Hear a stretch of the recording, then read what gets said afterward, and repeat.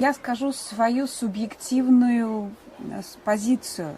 Я имею на это право, потому что я русская, которая выросла на Кавказе, в Грузии. И у меня есть алиби, да.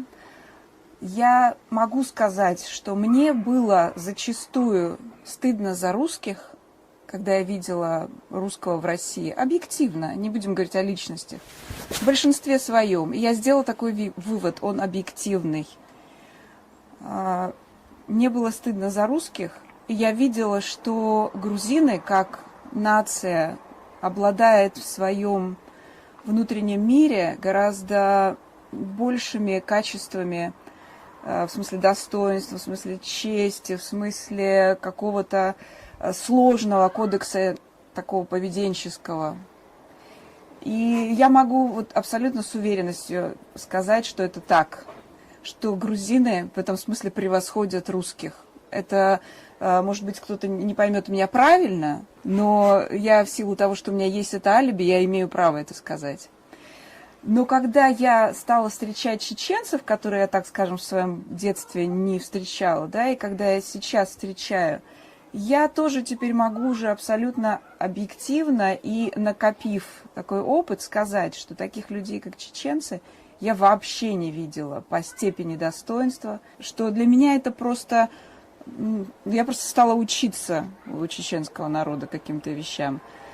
И это вообще меня ставит теперь в тупиковую ситуацию, потому что я не понимаю, как из нее выйти, как помочь, да, как приложить какие-то свои усилия, чтобы объяснить это миру, что есть такие нюансы, которые требуют от людей особого отношения к этому народу, учитывая всю историю этого народа, учитывая депортации, учитывая войну и учитывая сегодняшнее безобразное, нечеловеческое отношение к этому народу, да, который оболгали и который пытаются обернуть в какую-то обертку для всего мира, что это...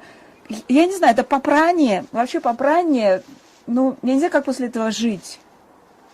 Я не знаю, как после этого люди могут смотреть в зеркало на себя, зная это. Я не знаю, как русские либералы могут произносить эти грязные слова, что так чеченцам и надо, что надо их закрыть, там они дикие, да, что они бандиты и так далее. То есть это такая степень контраста, когда мы имеем дело с попранием истины и допущение вот этого вот свинства, которое позволяет себе командовать сегодня, да, и командовать умами там, что я, если честно, не знаю, как дальше этому миру существовать, если такое допускается.